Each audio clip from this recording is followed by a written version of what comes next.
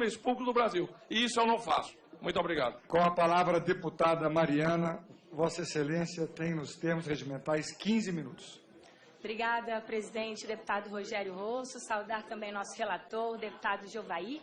Mas antes, para acalmar um pouco os ânimos aqui desta comissão, recebi um poema e eu gostaria de ler. Quem sabe assim as pessoas sintam um pouco esse momento que a gente vive. É um poema de 1985. Só um pouquinho, Mariana. Para o tempo, por favor. Em homenagem às mulheres que, infelizmente, estão em menor quantidade aqui nessa comissão, senadora, Jandira já foi, Mariana, enfim, vamos ouvir com atenção. Pode voltar o seu tempo, por favor. 15 minutos. Vossa Excelência tem a palavra. Obrigado, presidente. Do escritor-poeta Eduardo Alves da Costa, de 1985, que é No Caminho com Mayakovsky. Na primeira noite, eles se aproximam e roubam uma flor do nosso jardim. E não dizemos nada. Na segunda noite, já não se escondem, pisam as flores. Matam o nosso cão e não dizemos nada. Até que um dia, o mais frágil deles entra sozinho em nossa casa. Rouba-nos a luz e, conhecendo nosso medo, arranca-nos a voz da garganta. E já não podemos dizer nada. Isso reflete o que a gente vive e os motivos que nos levam a estar nessa comissão hoje. Ou nós, que estamos aqui, fazemos justiça em nome do povo brasileiro, que somos todos nós, ou amanhã não teremos nem nosso povo e nem o nosso país. Primeiro, quero saudar nosso ilustre deputado Jovair Arantes, a qual eu tive a honra de poder conhecer durante o ano passado, quando dei entrada, e disse em outra reunião que acreditava que o senhor seria a favor e estaria do lado do povo brasileiro. O senhor mostrou, sim, sua lealdade. A lealdade à maioria das pessoas que querem um país melhor, um país que luta pelo bem e um país de qualidade. E graças a isso, o senhor conseguiu mostrar que onde a denúncia, ela preenche todas as condições jurídicas e políticas relativas à sua admissibilidade. Que era esses os motivos que nos trouxeram a discutir os motivos de poder falar sobre impeachment nesta casa. E com isso, acredito que todos os brasileiros sentem um suspiro de esperança nesse momento, a partir do seu relatório. E podem reclamar, chiar, gritar, falarem o que quiserem, porque o que fizeram com o nosso país foi acabar com os nossos sonhos. Foi acabar com tudo aquilo que foi dito em programas eleitorais apenas para poder ganhar as eleições. E esse suspiro faz com que os brasileiros resgatem sua autoestima pelo nosso país. Assim, eu lembro de um fato que aconteceu onde a própria presidente diz com muito orgulho por onde andas nos seus discursos sobre um fato que emocionou. Quando uma criança, uma menina chamada Vitória, num aeroporto de Guarulhos, perguntou para ela: eu não sabia que uma mulher poderia ser presidente. E isso fez com que a presidente usasse falando que as mulheres conquistaram muitos espaços no nosso país. Mas eu acredito que esta criança hoje, que já deve ser uma adolescente, ela deve se envergonhar da presidente que nos representa. Ela se envergonha porque as mulheres hoje estão desempregadas. O desemprego só aumenta no nosso país. E naquele momento que mostrou os valores que as mulheres tinham, ela não pensou no que ela estava pensando e tramando com o nosso país e com o nosso povo brasileiro. O futuro das nossas gerações foram deixados para trás, colocados em riscos a partir do momento que pensaram neles próprios, como o governo faz e tem feito e continua fazendo, acabando com os nossos sonhos. Transformaram o nosso país num país de guerra, e essa guerra deixando muitas e muitas feridas, a ferida da corrupção. E nós estamos aqui tentando tratar essa ferida que muitos brasileiros sentem no seu dia a dia, que sentem com as suas idas simples ao supermercado, onde conseguimos trazer a estabilidade econômica ao nosso país e as pessoas puderam ter oportunidade, muitas vezes, de poder ter a sua casa própria, o seu carro próprio, com os discursos, muitas vezes, populistas pelo governo, e que eles mesmos, por trás disso, estavam roubando a nação e as pessoas. Assim, a gente percebe que a própria presidente, ela usa o Palácio do Planalto para fazer os seus comícios praticamente, ultimamente, diários naquela casa.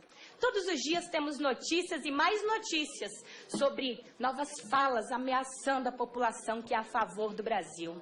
Recentemente tivemos uma certa pessoa, para não precisar falar os nomes aqui, mandando invadir as casas de quem era a favor do Brasil. Isso é um absurdo, isso é uma vergonha. E mais triste ainda é a gente poder ver que ela mesma aplaude. Eu respeitei aqui mais uma vez o tempo de todos. Para o tempo, por favor. Mas, deputado, por favor, vamos respeitar a fala da deputada Mariana, por favor, gente. Obrigada, presidente. E assim a gente percebe que ela aplaude.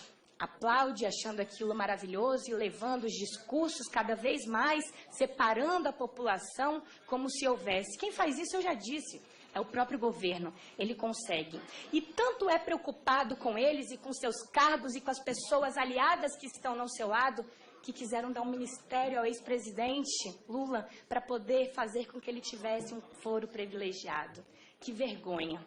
Que decepção. Isso sim é decepcionante ao nosso país. A gente tem um ex-presidente envolvido com várias coisas que a gente percebe que cada vez mais só aumentam. E aí eu vejo no discurso da presidente, ela mesmo falando ontem, que passou de todos os limites, poder ter vazamentos. Que passou dos limites, presidente, foi o que vocês fizeram com o nosso país. Isso sim passou dos limites. Passou dos limites a gente ter que aguentar quase 14 anos de tanta corrupção, de tanta vergonha e poder ter que respeitá-la como presidente. Mas estamos chegando ao fim. Ao fim porque a população reconheceu e, graças a Deus, reconheceu as condições de ver o caminho que o país estava sendo levado. Aí, a gente cansa de ouvir todos os dias vários discursos que é golpe, golpe para lá, é golpe para cá, quando antigamente a gente cansava de ouvir. Não sabíamos de nada, nunca na história desse país. E, na verdade, o golpe são vocês que fazem todos os dias. Todos os dias. O golpe foi quando a presidente foi na televisão no período eleitoral e falou que a energia ela ia diminuir. Pois é, ela só aumentou. E além de aumentar, o mais triste é que temos uma grande parcela da população hoje que não nos assistem porque não tem energia elétrica, porque suas contas foram cortadas e a sua luz por não ter condição de pagar a sua energia. Isso, sim, é golpe que vocês fizeram com o nosso país. E aí, a gente percebe que a gente teve um discurso de falar que iam diminuir o preço da gasolina. Aumentou o preço da gasolina. Isso sim é golpe, presidente, que vocês fizeram com o nosso país. Falaram que íamos ter mais oportunidades de estudos para os brasileiros. Felizmente, o golpe foi vocês que deram, cortando os sonhos dos nossos estudantes. Cada dia que ligamos e vemos os noticiários, mais e mais cortes relacionados à educação acontecem no nosso país. Muitos alunos que entraram no FIES não puderam dar continuidade aos seus estudos porque até hoje não tiveram esse resgate do FIES dado para a sociedade brasileira. Porque, infelizmente, foram as promessas de campanha. Eu confesso que realmente é emocionante todos os programas eleitorais. Mas esse país que vocês mostram nos seus programas eleitorais não é o país de verdade e nem o país que vocês governam. Aí eu escuto falarem da reforma agrária. Golpe é o que vocês fizeram com a reforma agrária. Golpe é ter mais de 1000 políticos envolvidos e beneficiados no ganho de terras no nosso país, enquanto aqueles que precisam da sua terra não têm. Isso sim é golpe. E aí falam que bonito foi a reforma agrária, bonito no bolso e na forma que entrou na vida e na realidade de muitos políticos alinhados, amigos, companheiros e companheiras do partido.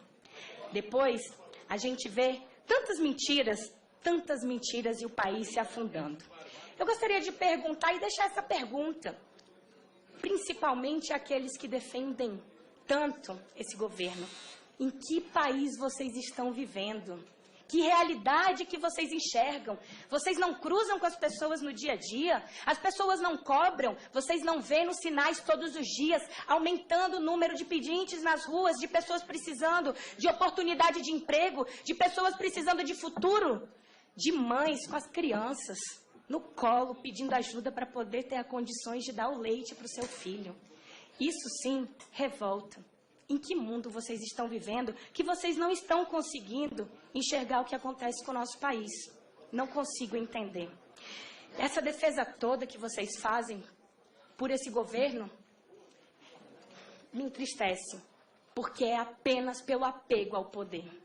Apenas pela necessidade de fazer com que seus cargos sejam mantidos nos seus estados e que vocês continuem perpetuando e não deixando que exista democracia de uma forma verdadeira, e não aceitam quando a oposição fala e quando a oposição mostra sua vontade de mudança. Não é por questões partidárias, não é porque eu sou do PSDB, é porque eu sou a favor do Brasil, eu sou a favor dos brasileiros.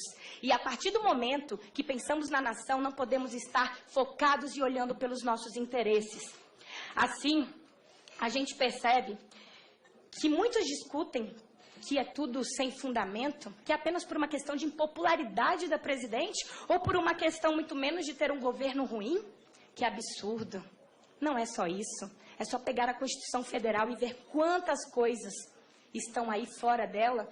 Eu acredito que a presidente não tem conhecimento e nem sabe o que é a Constituição Federal. É triste de ver.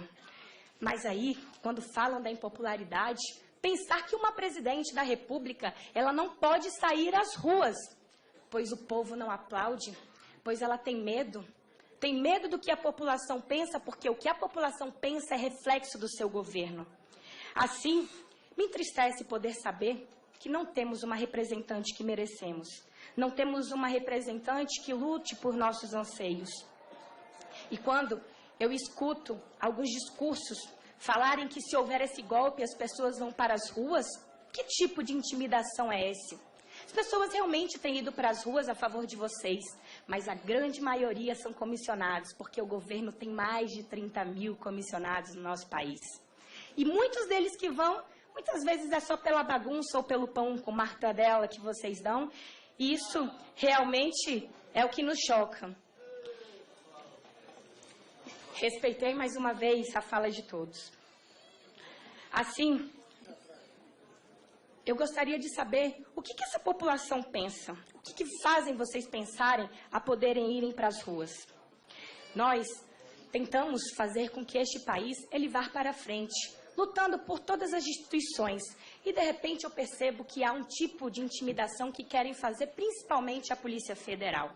Desde 2007, quando teve o caso do mensalão, a Polícia Federal não teve mais reajustes, não teve abertura para as novas vagas. Por que será?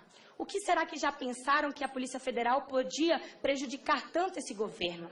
E o mais curioso é um decreto de 2012, aonde todas as deslocações da Polícia Federal, em grande massa que fosse sair para outro lugar, teria que ser avisado ao Ministério da Justiça.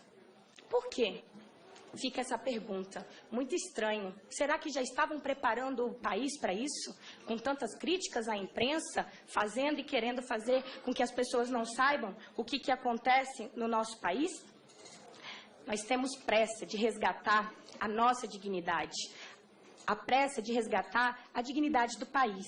Estamos na luta pela ética, a luta pela moral e pelos bons costumes. Agora há pouco, no meio da nossa comissão, recebi aqui a notícia e vi a notícia da revista Isto É. Um absurdo poder ver que está sendo feito balcão de negócios todos os dias pelo voto do impeachment. Vergonhoso é saber que estão oferecendo 50 bilhões em emendas para quem se indignar a votar contra o impeachment. Enquanto isso, estão faltando recursos para a produção de vacinas contra os surtos de doenças como Zika vírus e H1N1 no nosso país. E as pessoas estão morrendo nos hospitais. Precisamos estar atentos a isso. E que toda a população continue lutando e pedindo aos seus representantes que sejam a favor do povo e que não se vendam por coisa pouca, porque precisamos lutar pelo futuro do nosso país.